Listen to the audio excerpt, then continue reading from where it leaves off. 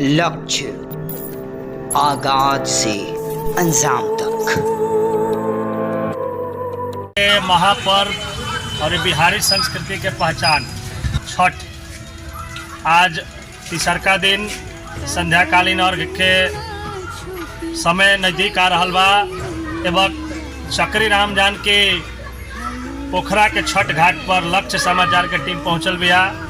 यहाँ तमाम ग्रामीण लोग बा जे छठी माई के सेवा करे खातिर साफ सफाई करे खातिर उपस्थित बा। साथे साथे रुआ देख सकतानी चक्री पंचायत के बीडीसी प्रतिनिधि गोपाल जी पांडे भी यहाँ उपस्थित बानी। रुआ लोग से यहाँ के बारे में विशेष तौर पर बता दी कि जितना रुआ साफ सफाई रंगाई पताई देखतनी ये सब यहाँ के द्वारा लगातार हर साल करावल जा रहा बा।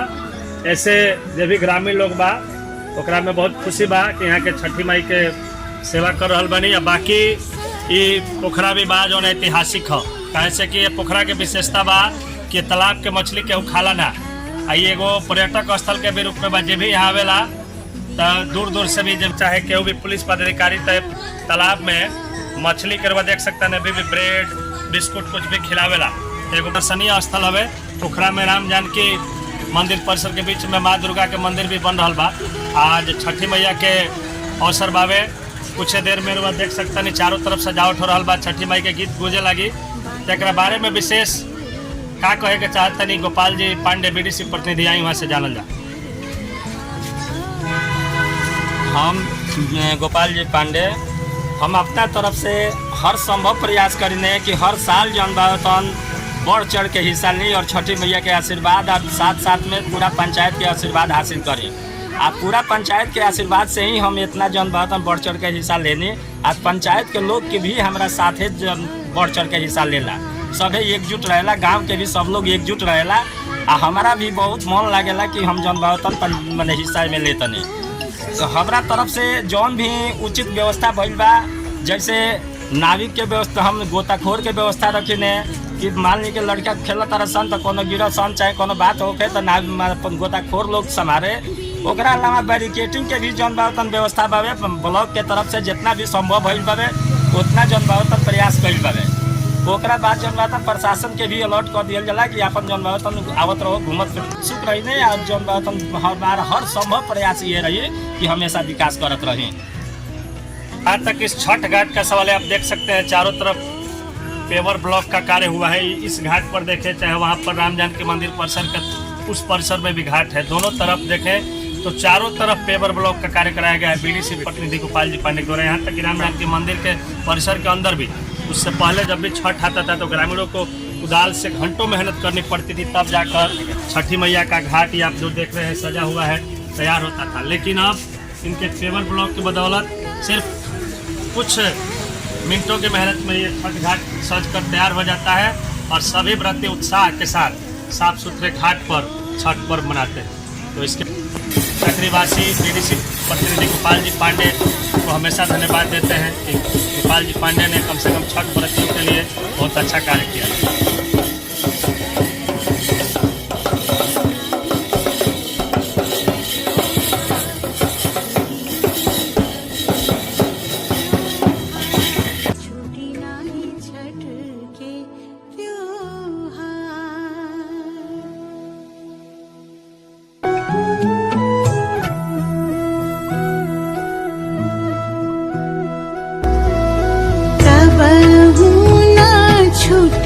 छठी मैया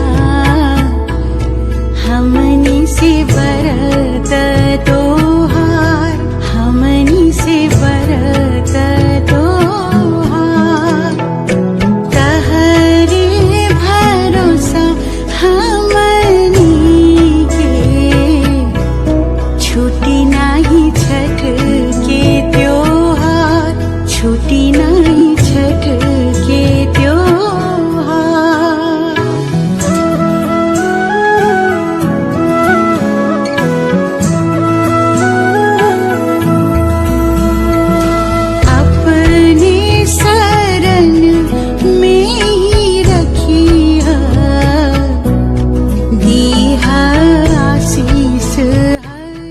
बाहर रहे नहीं जा 4-5 साल के बाद हमनी के गाँव में छठ पूजा मनाए बन जा और बहुत अच्छा लगता देख करके। पहले के अपेक्षा बहुत का परिवर्तन देखनी हर हुआ? परिवर्तन घाट के साफ सफाई से लेकर हर चीज बा और विश्वास ये बा कि यही टाइप के हमेशा रही।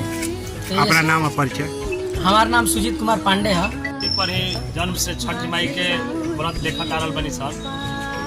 हमनी के सबसे सुंदर पर्व लागल एकरा के महापर्व भी कहल जाला, जहन के सब देख सकता नहीं काहे से कि हमनी के प्रकृति के उपासना के पर्व है। नदी तालाब रास्ता हर चीज के साफ सफाई होला और वह सब देख सकता नहीं कि सब चीज सुंदर छठ घाट चकाचक बनावल बा। हमनी के भी अब गांव में चल रहल बनी सन तैयारी करे, जौन की चौका पूरल जाला, रास्ता घाट पर झाड़ू लगावल जाला, दरी बिछावल जाला। वो काम में 2-3 साल पहले छठ घाट ऐसा ना रहे। गोपाल जी पांडे के प्रयास से बहुत सुंदर पेवर ब्लॉक हो गई बात। एक से हमने के काम बहुत आसान हो गई बना। तो हमने के यहाँ कुदारी लेके कम से कम 7-8 घंटा लाग जाता बराबर करे में। वो काम नहीं करे के पड़त, बहुत आसान हो गई एकरा खातिर। नाम परिचय? हम सुजीत कुमार निराला, स्थानीय एरिया के निवासी बानी, शिक्षक भी बानी और रउआ सबके छठी मैया के आशीर्वाद से रउआ सबके क्षेत्र में क्रिकेट कमेंटेटर के रूप में भी रउआ सब जाना तनी।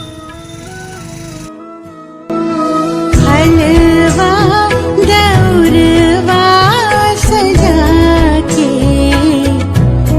आईनी हम घाट पे तोहार, आईनी हम लगातार ताजा अपडेट्स पाने के लिए, खबरों के साथ जुड़े रहने के लिए देखते रहिए लक्ष्य समाचार। धन्यवाद।